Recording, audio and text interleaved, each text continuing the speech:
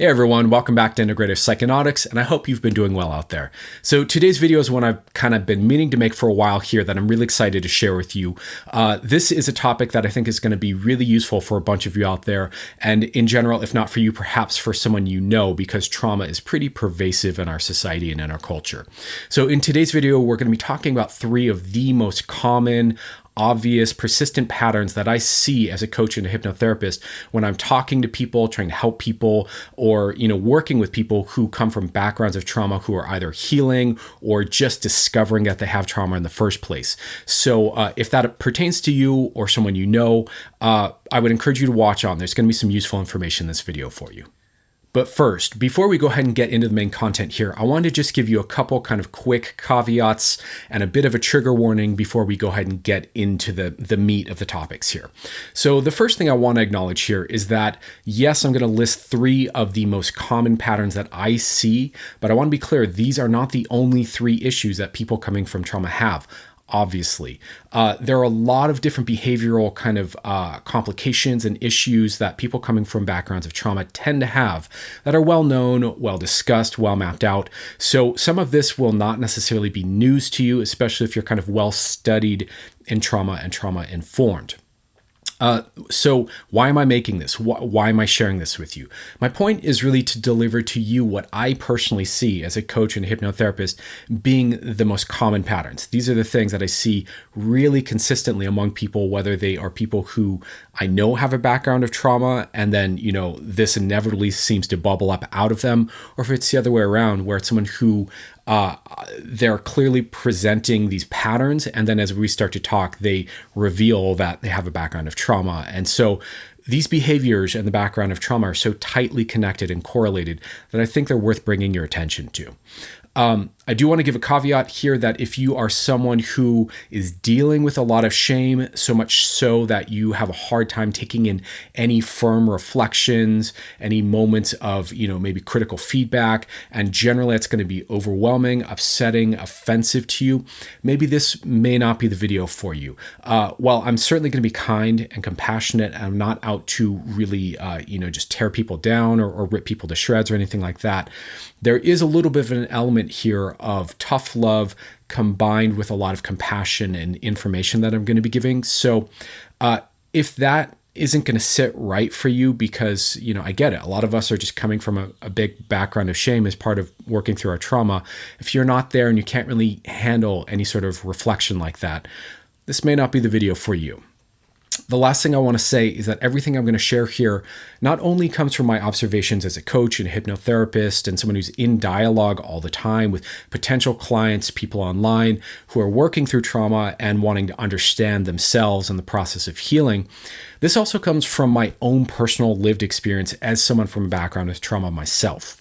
I certainly have lived out these patterns and embodied them unconsciously for years. It has certainly impacted my own relationships with myself and with all the people in my life that I love, my friends, my family. And so part of the reason I'm driven to share this isn't just out of wagging a finger or assigning blame or shame or anything like that. It's also just to help you be self-aware of what might be some very common blind spots that tend to really end up impacting our relationships heavily, which of course makes working through trauma harder and heavier. So my intention here is really to help you see yourself a little more clearly, track some of these things that you may not be tracking in yourself, so that you can lighten your load, so that you can make things easier by cleaning up these kind of areas and the way that they impact your relationships. So with all that being said, let's go ahead and get into the content and look at these three very common patterns. Okay, so the first and by far most common, most prevalent pattern that I see all over the place when I'm working or interacting with people who come from backgrounds of trauma, and this is not going to be news to most of you, is boundary issues. Boundary issues are super, super common when we have trauma that we're kind of resolving and working through. Generally speaking, what I see is that the vast majority of those boundary issues is a lack of clear boundaries, a lack of boundaries with relating to others, or a lack of boundaries internally. I'll explain a little bit more about that in a moment. And then there's kind of a smaller percentage of people who seem to swing in the opposite direction and have too intense of boundaries, too rigid of boundaries. They're really heavy and narrow and very firm and rigid and hard to make a change because those boundaries, those self-protection structures are in place so strongly. So let me explain a little bit about this, because there is an external component, a relational component that's outside, and an internal relational component to this that ties into psychedelic work pretty deeply, pretty commonly, and I think is really important for you to understand and recognize if this might be you. So common ways that we see kind of boundary issues playing out for people with backgrounds of trauma. Like I said, the most common form is lack of boundaries, and often that plays out externally, right? Relating to others around you and not being aware of their boundaries. So you not being sensitive to their boundaries, what they may be uncomfortable with, what their line is. This could look like asking inappropriate questions. This could look like asking people to escalate in terms of getting closer to you faster than they're ready to. This could look like, pushing people to do things that they're not comfortable with. This could look like asking for inappropriate things in general. This could look like sharing things that aren't appropriate to share. That's a very common one. This could look like, being emotionally leaky, being energetically leaky, having no boundaries with big emotions, overexpressing fear or grief or rage, emotional dumping. Let me see, other forms of kind of weak or inappropriate boundaries. Codependency is another big one, kind of really enmeshing ourselves with others. This kind of a thing, right? So a lot of times when we don't have, when we haven't really done enough healing yet on our trauma, we don't track that we really don't have very good boundaries with others. And we really kind of interject or try to connect way too fast, way too deep, in places where someone else may not be comfortable with that. And we're generally kind of not being aware of other people's boundaries or where the boundaries might be. We also can tend to not have boundaries the other way around. We will let people in too quick, right? We will bring people into our lives too quick. We'll want to enmesh with them and bring them inside of us, almost. We will want to, consume all of a person. We'll try to go from 0 to, 1,000% in a relationship really quickly. These kinds of things. And the other thing that I see really commonly that I want to kind of highlight here in terms of psychedelic use is this very kind of common drive, this common notion that I see online, especially on Reddit, but kind of other places too, where people want to use psychedelics to break through their own internal self-protection boundaries and self-protection mechanisms internally to try to get to the traumatic material, the traumatic memories, the traumatic emotions, the stuff, the pain, the fear, the whatever it is that's perhaps locked in their nervous system, underneath a layer of maybe dissociation or kind of self-protection or kind of an internal limitation. Right. So people often, look to psychedelics, whether that's MDMA or psilocybin, LSD, something else, to see if they can kind of peer around the corner of that internal block or try to make that internal block transparent or break through it entirely and get to all the traumatic material to, I don't know what they think they're going to do when they get there, that just knowing it is going to heal them. But this is very common in the psychedelic space. And I'm not exactly sure where this idea started from. I have my hunches. It might be from MDMA solo. It might be from some of Saj Razvi's work, which I massively admire and respect, but I think some people kind of maybe take him a little out of context, as a skilled somatic therapist. I'm not sure where this idea comes from exactly, but it's really prevalent and it's a really bad idea because what we're doing fundamentally is not honoring our own relationship with ourselves internally. What we're doing is breaking our own boundaries to try to get at something that our nervous system is clearly saying it's not totally ready to release yet, or it's not totally ready to process yet, or it doesn't feel safe enough to present up to the conscious mind, right? And so this is coming from trauma. This is what I want you to get. If you're driven to use psychedelics in this way, that's coming from a relational model that says boundaries don't matter, and I want to break the boundaries to get at the thing, right? In order to feel a certain way. That's not healthy relating. And doing that is an expression of the wound of trauma. And so I know this sounds counterintuitive. I know this sounds counterproductive. But what I've found over and over is that when people slow down, when people build self-relationship and honor the boundaries that are there and get consent and alignment and agreement from all the parts inside of themselves, including the self-protective mechanisms, then that stuff can move much more safely and much more easily. What I find is that when people break their own internal boundaries, a lot of times they end up getting overwhelmed because their nervous system wasn't ready to process it, and it's bigger than they, really have the skills to be able to properly work through and manage and deal with and regulate through. And then these people end up often worse off than they were before the medicine session, often dysregulated for weeks or months afterwards, often destabilized, often totally overwhelmed with knowing what they didn't know before, this kind of a thing. Obviously, when we're talking trauma, some of us have been through some really terrible stuff. And if our nervous system is suppressing some of that temporarily, there's a reason for that, right? So this flies against the wisdom of, say, somatic therapy, Peter Levine's work, where they talk a lot about titration and this idea of portioning out, little bits of processing trauma in manageable doses slowly over time so that it's doable, right? This flies in the face of that and says, we don't need to titrate. We'll just break our own boundaries, go for all of it all at once, and then people end up a mess. So this is a great example of why, respecting boundaries is so important, and having boundaries is so important, and respecting your own internal boundaries, and the same thing with relationships around you.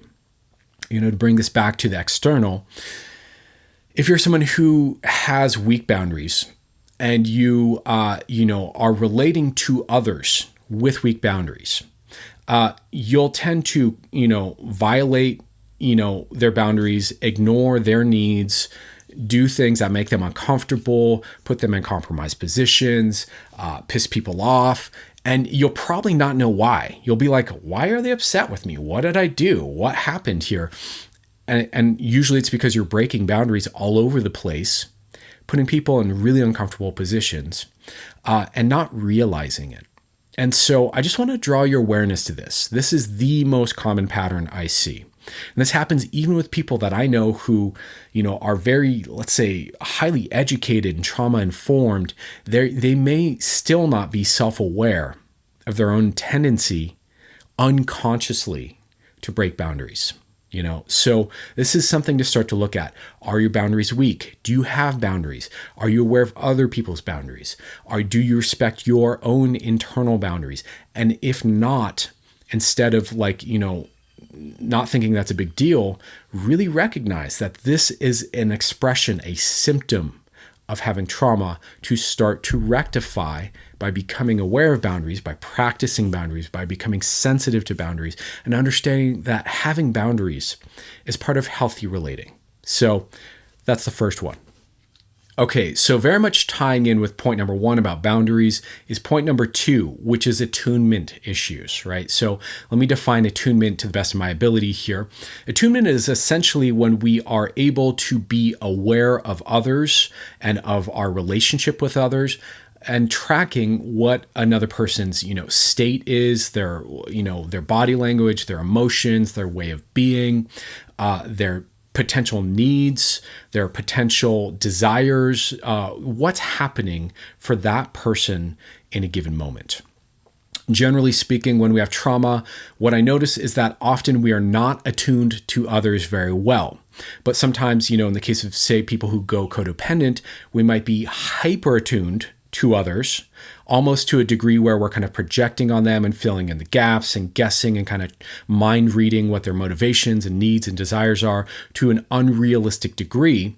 But then we are not attuned internally at all to what it is that is happening inside ourselves, or what we need or what we want or what we desire. Generally speaking, there's a lack of attunement in relationships somewhere, either to ourselves or lack of attunement to others. And this is often, because if we're coming from a background of trauma, especially if it's childhood trauma, generally we weren't attuned to by our parents or by our care providers very well. We didn't, have people who really tracked what our needs are, considered what they were, and did the appropriate thing. And so we never learned to internalize how important it is to track what's going on with other people.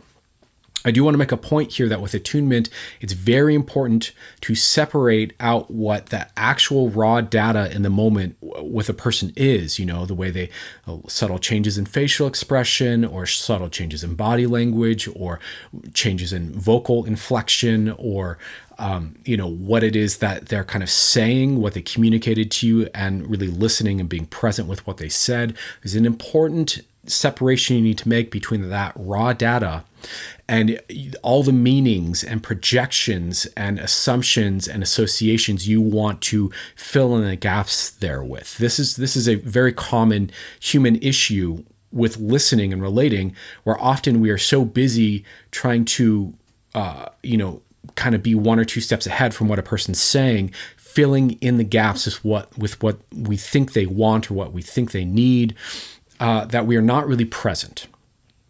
Super common to do this, and really a form of really, again, not relating properly. When we're really present, we're just present. We're just in this present moment, looking at the raw communication that's happening with us, not making any extra meaning about any of that, but just working with what is. Now, again, a lot of times when we have attunement issues, sometimes we're hyper-attuned and we're in this kind of overcompensating thing that I was just describing, but a lot of times we're actually more deleting out and not tracking what people actually said to us, how they feel about what they're communicating, what their body language is, and what's just happening for them in the present moment. The classic example that I kind of just referenced was, we often will be in a conversation thinking about what we want to say next to what they said, rather than just simply being present with what they say, right? And so this is very, very common. And again, if it's not externally in relationship, it's internally with ourselves. So some people with trauma, you'll find, again, can be codependent, hyper-attuned externally, but not attuned at all internally. And you ask them, well, what are your feelings? What are your needs? What did you want in that moment? And they draw blanks. It's, I don't know, right? Or the other way around, there are some people who are hyper attuned to their own emotions, their own sensations, their own needs, their own fears, their own desires, all of this, but then they have a really hard time tracking, and they lose a lot of data in terms of what's going on around them with the people and the situations and the environment around them. So both of these are very common and tie into this thing about boundaries in a big way. So if somebody says something that communicates a boundary or communicates a need, and you are not attuned to that, you're much more likely to cross boundaries or have poor boundaries or, be inappropriately boundaried, right? So these two things very much go together. And again, the reason I'm sharing any of this isn't just to call you out if this is you and make you feel ashamed of yourself, but to help you see this is often where relationships tend to go sideways on us when we have trauma. This is often how we end up rubbing people the wrong way, saying the wrong thing, being selfish when it's inappropriate, being selfless and overly giving when it's inappropriate, this kind of thing, right? So I want you to start to get these points because they really, really matter when it comes to your relationship. And it's the same thing. So coming back to internal relationship for a moment and talking about psychedelic work, often when we take psychedelics, what's happening is the aspects of our personality, our parts, if you will, or the different layers of ourself or our deeper unconscious mind are communicating through us as body sensations, as waves of emotion, as thought loops, as recurrent things, as insights. There are all kinds of different ways that these communications come up. But the point is that they often are these communications from aspects of our psyche internally. Now, if we are not attuned to ourselves, we're not getting the message, right? If we're not aware of our boundaries and in good relationship with ourselves internally, then we're making an environment where our psyche can't really communicate to us safely whatever it is that it wants to show us or help us with. So this really matters when it comes to psychedelic work, but this also matters in general relationally in your life, right? If you come from a background of trauma, these are often the blind spots that we deal with that end up really causing more drama, more difficulty, more disappointment, more struggle than there needs to be. So I hope you're not too confronted by this. I hope this is helpful. That's really the spirit I mean this in. Let's talk about the third one, and then we'll wrap the video here. And the third one here, which may not sound like a big deal at first, but actually kind of exacerbates these first two issues a lot, is rationalization. So rationalization, to be fair, is not something that is, unique or strictly something that only people with trauma do by any stretch of the imagination. Let's be honest that rationalization is a human universal. We all do it, and we all kind of, use it in different ways in our lives. Just to be clear, in case you're not clear what I mean when I say rationalization, what I mean is the ability to kind of dismiss, to write off, to make excuses for, or make sense of something we do, without really reflecting on whether it's healthy or appropriate or right or clear. So we do a lot of, well, yeah, that's just blah, blah, blah. That's just the way I am. This is just what I do. This is how I've always been. This is how my family culture is. These kinds of excuses that we make for perhaps what may be an inappropriate behavior, an unhealthy behavior, an unsafe behavior. A lot of times what you'll see is not only do you have these blind spots around boundaries and these blind spots around attunement, but then when you act that way and it upsets someone, there's no accountability on the other end of it. There's no, geez, sorry, my bad. Maybe I could be better about that, or maybe I should have said that differently, or maybe I should have been a little more sensitive to you. Instead, it's, what's the big deal? What's the problem here? I'm always this way, or I don't know why you can't handle it. These kinds of dismissals are rationalizations.